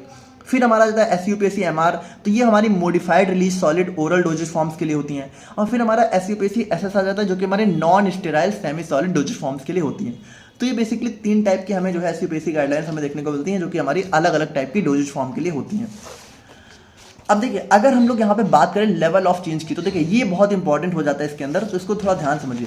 जैसे देखिए भाई आप लोग अगर कोई चेंज कर रहे हो, मान लीजिए कोई इंडस्ट्री में है, ठीक है, अब उसने अप्रूवल ले लिया दवा को बनाने के लिए, अब अगर उसको कोई चेंजेस करने हैं तो वो चेंजेस 2-3 तरह के हो सकते हैं। हो सकता है उसको बहुत ही छोटा चेंज करना हो, है ना। तो अगर देखिए बहुत ही छोटा सा चेंज है, बहुत ही छोटा सा चेंज ऐसा समझिए कि मान लीजिए कोई इक्विपमेंट वहाँ पे वो यूज कर रहा है, ठीक है, तो सेम ही इक्विपमेंट मान लीजिए उसको रिप्लेस करना है, लेकिन इक्विपमेंट सेम ही है, ठीक है, बस उसको थोड़ा सा कह सकते हो उसको डिजाइन थोड़ी सी चेंज हो गई है ना, लेकिन सेम ही इक्विपमेंट है, तो वो एक माइनर चेंज आ गया। तो अगर मान लीजिए बहुत ही स्मॉल चेंज करना है जिसकी वजह से प्रोडक्ट की क्वालिटी और परफॉर्मेंस पे कोई खास इफेक्ट पड़ेगा ही नहीं, तो वो हमारा लेवल 1 में आ जाता है। तो देखिए अब लेवल 1 के जो चेंजेस होते हैं तो इसमें हमें रिपोर्टिंग जो है एनुअल करनी होती है, यानी कि हमें जैसे चेंजेस करने के हर 1 साल पे रिपोर्ट करना होता है कि कोई प्रॉब्लम तो नहीं आ रही है। तो ये हमारा माइनर चेंजेस हो गए। अब देखिए लेवल 2 हमारा आ जाता है मॉडरेट चेंज। मॉडरेट चेंज का मतलब है कि यहाँ पे हम लोग थोड़े से बड़े चेंजेस करते हैं, जैसे कि मान लीजिए कोई दवा है, ठीक है, तो अगर मान लीजिए उसमें हमें जो है कुछ, जैसे मान लीजिए कोई एक्सिपेंट हम लोग यूज कर रहे हैं, अब एक एक्सिपेंट को हटा के कोई दूसरा एक्सिपेंट अगर हम लोग यहाँ पे लाके ऐड कर दे रहे हैं या फिर कुछ भी ऐसा हो, तो वो हमारा मॉडरेट चेंज हो जाता है, ठीक है। तो मॉडरेट चेंज में क्या होता है, मॉडरेट चेंज में प्रोडक्ट जो है मॉडरेटली अफेक्ट हो सकता है ना, हो सकता है उसकी क्वालिटी थोड़ा सा, देखिए अफेक्ट होने का मतलब है कि हो सकता है उसकी क्वालिटी थोड़ा सा बढ़ भी सकती है, घट भी सकती है, या फिर कुछ चेंजेस हो सकते हैं, तो ये हमारे मॉडरेट चेंज में आ जाते हैं। अब इसका सबमिशन हमें जो है CB30 सप्लीमेंट के अंडर करना होता है, यानी कि हर 30 डेज पे हमें यहाँ पे बेसिकली यहाँ पे जो है चेंजेस हमें जो है सबमिशन हमें करना होता है। और लेवल 3 हमारा मेजर चेंज आ जाता है। तो देखिए मेजर चेंज का मतलब है कि यहाँ पे हम लोग थोड़ा सा बड़ा चेंज करने की सोचते हैं, यानी यहाँ पे हम लोग क्या करते हैं कि कोई दवा अगर हम लोग बना रहे हैं तो हम लोग बेसिकली हो सकता है कि दवा को मान लीजिए एक जगह से दूसरी जगह शिफ्ट करने की सोच रहे हो, या फिर इस टाइप के जो भी चेंजेस होते हैं वो हमारे लेवल 3 में आ जाते हैं। तो लेवल 3 के चेंजेस हमारे सिग्निफिकेंटली हमारी दवा की सेफ्टी, एफिकेसी और क्वालिटी को इम्पैक्ट कर सकते हैं, यानी इसमें हमारी दवा की कह सकते हो सेफ्टी एफिकेसी जो है बढ़ या घट सकती है। तो इसके लिए जो चेंजेस हैं वो हमारे जो है प्रियर अप्रूवल सप्लीमेंट और अप्रूवल बिफोर इम्प्लीमेंटेशन, ठीक है, तो इसमें हमें जो है कह सकते हो सबमिट करने होते हैं, और यहाँ पे हमें जो है थोड़ा सा ज़्यादा कह सकते हो एक अप्रूवल वगैरह लेना होता है। तो ये हमारा हो जाता है लेवल ऑफ चेंज। अब देखिए ये जो लेवल ऑफ चेंज है तो ये हमारा हर एक में अलग अलग अप्लाई होता है। जैसे कि अब थोड़ा ध्यान समझिए, जैसे कि कौन कौन से टाइप के चेंजेस हम लोग यहाँ पे SEO/PAC गाइडलाइंस में कर सकते हैं, तो इन सभी में हमारे लेवल होते हैं। जैसे कि अगर मान लीजिए हमारा आ जाता है पहला कंपोनेंट एंड कंपोजिशन चेंजेस, यानी कि देखिए कोई भी दवा जो हम लोग बना रहे हैं तो अगर हमें उसमें कोई भी कंपोजिशन या फिर कंपोनेंट को चेंज करना है, जैसे कि अगर हमें कोई भी एक्टिव इंग्रेडिएंट में कुछ चेंजेस करने हैं या फिर एक्सिपिएंट में चेंज करना है, तो वो हमारा इसके अंदर आ जाता है। अब देखिए इसके अंदर मेन चेंज क्या आता है, एडिशन और डिलीशन, यानी कि जो भी एक्सिपिएंट्स हैं, ठीक है, या तो किसी एक्सिपिएंट को हम लोग ऐड कर देते हैं या तो उसको डिलीट कर देते हैं। तो अब इसमें एग्जांपल के लिए समझिए, जैसे इसमें लेवल 1, लेवल 2, लेवल 3 कैसे होता है। जैसे मान लीजिए कोई ल्यूब्रिकेंट हम लोग यूज कर रहे हैं, ठीक है, दवा को बनाने के लिए कोई ल्यूब्रिकेंट यूज कर रहे हैं। अब उस ल्यूब्रिकेंट के अमाउंट को मान लीजिए पहले हम लोग 10 ml यूज कर रहे थे, अब हम लोग चाह रहे हैं कि 12 या 15 ml यूज करें। तो देखिए हम लोगों ने क्या किया भाई, ल्यूब्रिकेंट बिल्कुल सेम है, बस थोड़ा सा उसका अमाउंट बढ़ा दिया, और है क्या भाई, है तो ये एक टाइप का एक्सिपिएंट, तो इसकी वजह से दवा की मेन प्रॉपर्टी में कोई चेंज आएगा नहीं। तो ये हमारा लेवल 1 का चेंज हो गया, यानी कि बहुत ही स्लाइड एडजस्टमेंट हुआ। लेकिन अब मान लीजिए कि जो एक एक्सिपिएंट है, ठीक है, हम लोग उसको हटा के सीधा दूसरे से रिप्लेस करना चाह रहे हैं, ठीक है, या फिर एक एक्सिपेंट को पूरा पूरा माइनस ही करना चाह रहे हैं, या फिर कुछ नया ऐड करना चाह रहे हैं, तो इस टाइप के जो चेंजेस है ना वो लेवल 2 और लेवल 3 में आ जाते हैं। तो देखिए यहाँ पे हमें क्या होगा, यहाँ पे हमने जो भी गाइडलाइंस हमें दी हुई है वो हमें फॉलो करनी होगी। The higher the change in composition the more documentation and testing जो है टुगेदर हमें रिक्वायर्ड होती है, ठीक है। जितना ज़्यादा चेंज करेंगे उतना ज़्यादा डॉक्यूमेंटेशन वगैरह हमें रिक्वायर्ड होंगे। दूसरा हमारा चेंज आता है साइड चेंज। तो देखिए साइड चेंज में भी जैसे लेवल 1 की बात करें तो मान लीजिए कि कोई आपको साइड चेंज करनी है लेकिन सेम बिल्डिंग, यानी कि देखिए मान लीजिए जिस बिल्डिंग में हमारी यहाँ पे मैन्युफैक्चरिंग वगैरह हो रही है उसी बिल्डिंग में मान लीजिए कि पहले किसी दूसरे कमरे में होती थी, अब मान लीजिए आप लोग को जो है उसी बिल्डिंग के दूसरे कमरे में करनी है, ठीक है। तो ये हमारा जाता है लेवल 1 का चेंज। अब लेवल 2 में लेवल 2 की बात करें तो change to a different facility on the same campus. तो यहाँ पे देखिए अब लेवल 2 में भी मान लीजिए कि एक ही बिल्डिंग है, अब मान लीजिए पहले यहाँ पे फर्स्ट फ्लोर पे हो रही थी, अब मान लीजिए सेकंड या थर्ड फ्लोर पे हो रही है, ठीक है। तो ये हमारा लेवल 2 हो गया। लेकिन अगर लेवल 3 की बात करें, मान लीजिए साइड चेंज करने में आप लोग मान लीजिए कि पहले किसी दूसरी जगह हो रही थी, मान लीजिए पहले बैंगलोर में हो रही थी और अब हरिद्वार में आप लोग को अपना पूरा प्लांट शिफ्ट करना है, तो ये हमारा लेवल 3 का चेंज हो जाता है। तो यहाँ पे हमें मेजर रेगुलेटरी सबमिशन की रिक्वायरमेंट होती है।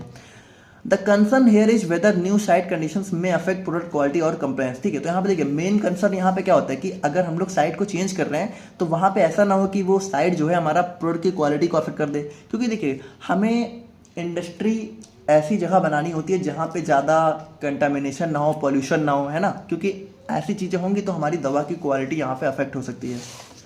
फिर नेक्स्ट हमारा आता है बैच साइज चेंजेस। अब देखिए बैच साइज का मतलब है कि जैसे देखिए एक बार में हमारी कितनी दवा बन रही है वो हमारा बैच साइज होता है। जैसे इंडस्ट्री में होता है एक बार में 10,000 टैबलेट बन रही हैं, एक बार में 1,00,000 टैबलेट बन रही हैं।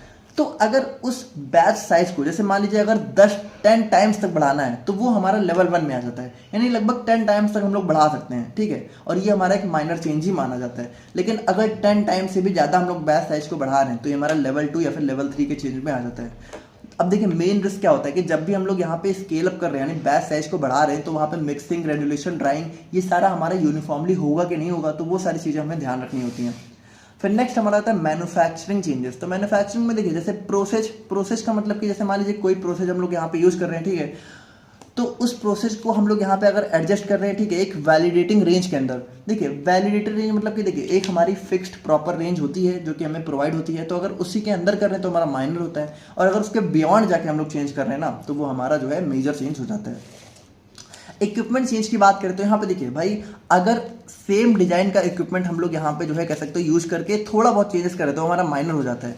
लेकिन अगर हम लोग यहाँ पे जो है पूरा डिफरेंट डिजाइन का इक्विपमेंट यहाँ पे यूज करने वाले हैं तो वो हमारा एक मेजर चेंज होता है। जैसे एग्जांपल के लिए आप लोग समझिए कि अगर मान लीजिए एक फ्लूइड बेड ड्रायर है तो एक मान लीजिए पहले हम लोग किसी दूसरे टाइप का फ्लूइड बेड ड्रायर यूज कर रहे थे और बाद में हम लोग कोई दूसरे टाइप का फ्लूइड मतलब कि डिजाइन मतलब देखिए है वो फ्लूइड बेड ड्रायर है, बस उसकी डिजाइन में थोड़े बहुत चेंजेस हैं तो वो हो गया माइनर। लेकिन मान लीजिए पहले हम लोग यूज करते थे फ्लूइड बेड ड्रायर और अब हम लोग यूज करना चाहें ट्रे ड्रायर, यानी कि पूरा हम लोगों ने ड्रायर का इक्विपमेंट ही चेंज कर दिया, तो वो हमारा एक मेजर चेंज आ जाता है, ठीक है। तो ये हमारा हो जाता है।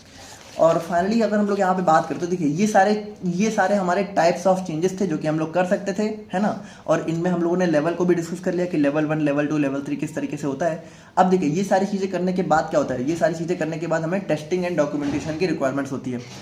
तो यहाँ पे देखिए जैसे कि हम लोग यहाँ पे बात करें तो जब भी हम लोग कोई चेंजेस कर रहे हैं तो हम वहाँ पे हमें जो है जो भी केमिस्ट्री है, मैन्युफैक्चरिंग है और कंट्रोल है, ठीक है, तो उसकी टेस्टिंग यहाँ पे नीडेड होती है ऑल लेवल ऑफ चेंज पे। यानी कि जब भी हम लोग कोई भी चेंज कर रहे हैं तो वहाँ पे हमें चेक करना होता है कि कहीं दवा की केमिस्ट्री में, ठीक है, उसकी मैन्युफैक्चरिंग में, कंट्रोल में कोई चेंजेस तो नहीं हो रहे हैं। उसके बाद हमें चेक करना होता है इन विट्रो डिसोल्यूशन टेस्टिंग, यानी कि देखिए जैसे मान लीजिए कोई दवा में हम लोगों ने कोई टेस्ट परफॉर्म किया तो उसके बाद हम लोग चेक करते हैं कि वो दवा पहले जैसे डिजॉल्व हो रही थी बाद में भी वैसे ही हो रही है कि नहीं हो रही है। तो उसके लिए हम लोग इन विट्रो मतलब कि जैसे देखिए in vitro, in vivo, I hope कि आप लोगों को पता हो। इन वीवो मतलब कि किसी दवा को बॉडी के अंदर चेक करना कि बॉडी के अंदर वो कैसे डिजॉल्व हो रही है, डिसइंटीग्रेट हो रही है। इन विट्रो का मतलब होता है कि देखिए बॉडी के अंदर जैसी कंडीशन होती है सेम वैसी कंडीशन बाहर मेंटेन करके चेक करना। तो देखिए अगर माइनर चेंजेस होते हैं तो हम लोग इन विट्रो करते हैं, है ना, और अगर थोड़ा मेजर चेंज कर रहे हैं तो हम लोग यहाँ पे इन वीवो चेक भी करते हैं। इन वीवो का मतलब फिर हम लोग यहाँ पे किसी ह्यूमन के अंदर भी टेस्टिंग करते हैं कि जो नई दवा हम लोगों ने चेंज करने के बाद बनाई है कहीं उसमें कोई प्रॉब्लम तो नहीं आ रही है, तो उसके लिए हम लोग यहाँ पे in vivo bio equivalence studies भी करते हैं। अब अगर हम लोग यहाँ पे बात करते हैं, यहाँ पे देखिए रेगुलेटरी सबमिशन डिफर, जैसे कि देखिए अब जैसे अलग अलग चीज़ों के लिए अलग अलग टाइप के रेगुलेटरी सबमिशन होते हैं। हम लोगों ने देखा ही था, माइनर के लिए एनुअल रिपोर्ट होती है, मॉडरेट के लिए CBE 30 सप्लीमेंट होता है, मेजर के लिए हमारा प्रियर अप्रूवल सप्लीमेंट होता है। तो ये सारे हमारे रेगुलेटरी सबमिशन हो जाते हैं और ये हमारी हो जाती हैं टोटल SUPSC गाइडलाइंस के अंदर सारी चीज़ें। आई होप कि आप लोग यहाँ पे समझ गए होंगे। और अब आप लोग का एक छोटा सा टॉपिक यहाँ पे और बचता है, जो कि हमारा हो जाता है प्लेटफॉर्म टेक्नोलॉजी। तो अब देखिए बात करें हम लोग यहाँ पे प्लेटफॉर्म टेक्नोलॉजी के बारे में, तो अब देखिए प्लेटफॉर्म टेक्नोलॉजी क्या है। देखिए बहुत सिंपल सा टॉपिक है, इसको बहुत ध्यान समझिएगा।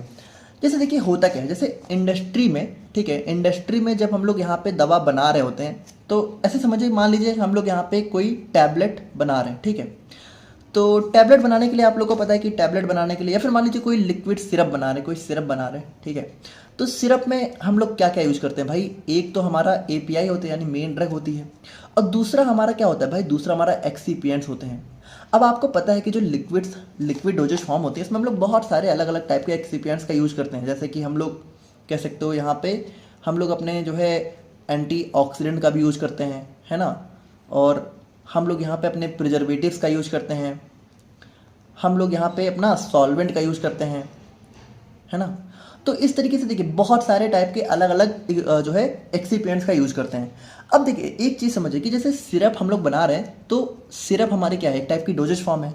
अब ये जो सिरप है ये अलग अलग दवा, अलग अलग टाइप की डिजीज़ के लिए अलग अलग होती है। जैसे कि भाई मान लीजिए किसी को कफ है, ठीक है, तो उसके लिए कफ सिरप होता है। अब किसी किसी के लिए जैसे कोई और भी मान लीजिए उसको कोई डिजीज़ है, तो उन सब के लिए हमारा यहाँ पे अलग टाइप का डिफरेंट टाइप के सिरप हमें देखने को मिलते हैं। तो अब देखिए जैसे एक चीज़ समझिए कि जैसे कोई सिरप अगर हम लोग बना रहे हैं, तो ज़्यादातर क्या होता है कि जैसे मोस्ट ऑफ दी सिरप में जो एक्सीपिएंट्स हम लोग यूज़ करने वाले हैं वो भाई, जैसे मान लीजिए कोई सिरप हम लोग बना रहे हैं, तो एंटीऑक्सीडेंट क्या होता है, एंटीऑक्सीडेंट जनरली हम लोग सभी में एक ही जैसा यूज़ करते हैं। प्रिजर्वेटिव की बात करें तो जनरली हम लोग सभी में एक ही जैसा यूज़ करते हैं। सॉल्वेंट की बात करें तो जनरली सभी में हम लोग यहाँ पे वाटर वगैरह का ही यूज़ करते हैं। तो यहाँ पे होता क्या है कि जैसे जब हम लोग यहाँ पे इंडस्ट्री लेवल पे अपनी दवाओं को बना रहे होते हैं, तो अलग अलग टाइप की डिजीज के लिए जो अलग अलग दवाएं हम लोग बनाते हैं, ठीक है, तो उनके लिए हम लोग क्या करते हैं, उनके लिए हम लोग एक बेस ना पहले से ही तैयार कर लेते हैं। जैसे ऐसे समझिए कि हम लोगों ने क्या किया, एक्सीपिएंट्स का एक बेस पहले से तैयार कर लिया। अब मान लीजिए अगर हमें कफ सिरप बनानी है तो हम लोगों ने उसमें कफ वाला API डाल दिया, ठीक है। हमें किसी और चीज़ की सिरप बनानी है तो हम लोगों ने उसमें उस वाला, मतलब उसके लिए API डाल दिया। API मतलब हमारी मेन ड्रग जो कि हमारी यूज होने वाली है। तो देखिए ये जो हमारा बेस जो हमारा पहले से ही तैयार होता है, देखिए ये एक एग्जांपल के लिए था, ठीक है, तो उसी बेस को हम लोग यहाँ पे बोलते हैं प्लेटफॉर्म टेक्नोलॉजी। यानी प्लेटफॉर्म टेक्नोलॉजी का मतलब देखिए क्या होता है, platform technology in industrial pharmacy refers to a generalized formulation और delivery system approach that can be applied to multiple drugs with only minor modification. यानी देखिए इसमें हम लोग क्या करते हैं, एक बेस जो है पहले से तैयार रखते हैं और फिर उसी में थोड़े थोड़े चेंजेस करते हैं। यहाँ पे थोड़े थोड़े चेंजेस करके यहाँ पे हम लोग अपनी अलग अलग दवाओं को बना लेते हैं। अब इसकी वजह से देखिए क्या होता है, इसकी वजह से हमारा बहुत सारा टाइम बच जाता है, ठीक है, और बहुत सारी हमारी यहाँ पे कह सकते हो मेहनत यहाँ पे बच जाती है। Instead of designing a new system for scratch for every drug, companies use a platform. यानी कि देखिए हर एक नई दवा के लिए एक नया डिजाइन बनाने की बजाय कंपनी क्या करती है, एक प्लेटफॉर्म पहले से, प्लेटफॉर्म का मतलब क्या है, pre develop system of excipient process और कैरियर्स। यानी कि इसमें हमारा प्री डेवलप सिस्टम होता है, जो भी हमारे एक्सीपिएंट्स यूज होने वाले हैं, जो भी हमारे कैरियर्स, मतलब कि कुछ कुछ दवाओं के लिए हम लोग कैरियर्स वगैरह का यूज करते हैं, तो उन सबका एक प्री डेवलप सिस्टम हम लोग यहाँ पे यूज कर लेते हैं। जिसकी वजह से क्या होता है कि जो हमारी डेवलपमेंट प्रोसेस है वो हमारी स्पीड अप हो जाती है, रिस्क यहाँ पे रिड्यूस हो जाता है और रिप्रोड्यूसिबिलिटी भी यहाँ पे हमारी बढ़ जाती है। तो यही हमारी बेसिकली प्लेटफॉर्म टेक्नोलॉजी के अंदर आ जाता है। अब देखिए इसके अंदर टाइप्स की बात करें तो हमारा लाइपोसोमल टेक्नोलॉजी हो गया, nano particle nano carrier system हो गया, माइक्रोस्फीयर डिपॉट फॉर्मुलेशन हो गए, पी ग्लाइशन टेक्नोलॉजी हो गया, ट्रांसडर्मल पैच प्लेटफॉर्म हो गया, ओरल मॉडिफाइड रिलीज प्लेटफॉर्म हो गया। जैसे इसमें देखिए इसमें थोड़ा समझिए लाइपोसोमल टेक्नोलॉजी की अगर हम लोग यहाँ पे बात करें, थोड़ा एग्जाम्पल को समझते हैं, तो लाइपोसोमल टेक्नोलॉजी में क्या होता है कि हमारा एक लाइपोसोमल जो है कैरियर होता है, ठीक है, मतलब ये हमारा एक लाइपोसोमल कैरियर होता है, ठीक है, जिसके अंदर क्या होता है, जिसके अंदर हम लोग यहाँ पे अपनी API को रखते हैं और ये हमारी दवा को बेसिकली जो है कैरी करके हमारी बॉडी में जहाँ जरूरत होती है वहाँ लेके जाता है। तो यहाँ पे देखिए जैसे अब मान लीजिए कैंसर की कोई दवा है, ठीक है, और मान लीजिए वहीं पे हमारी कोई और अलग डिजीज है, ठीक है, तो उसके लिए भी हमारी कोई अलग दवा है। तो यहाँ पे देखिए अब जो लाइपोसोमल लाइपोसोमल कैरियर जहाँ पे भी हमें यूज़ करना है, ठीक है, तो यहाँ पे देखिए हम लोग उसका बेस पहले से ही तैयार कर लेते हैं। अब कैंसर के लिए अगर हमें यूज़ करना है तो हम लोग कैंसर का एपीआई डाल देंगे, ठीक है, और किसी और बीमारी के लिए यूज़ करना है तो उसका एपीआई डाल देंगे, ठीक है। तो एक मतलब कह सकते हो बेस हमारे पास पहले से तैयार होता है, बस उसमें अलग अलग डिजीज के लिए अलग अलग एपीआई यूज़ करके हम लोग यहाँ पे अपनी दवा को फॉर्मुलेट कर लेते हैं। अब इसका एप्लीकेशन अगर हम लोग यहाँ पे देखें तो यहाँ पे देखिए क्या होता है, एक रीयूजेबल सिस्टम होता है, यानी कि एक ही टेक्नोलॉजी को हम लोग यहाँ पे अलग अलग टाइप की ड्रग्स में इस्तेमाल कर सकते हैं।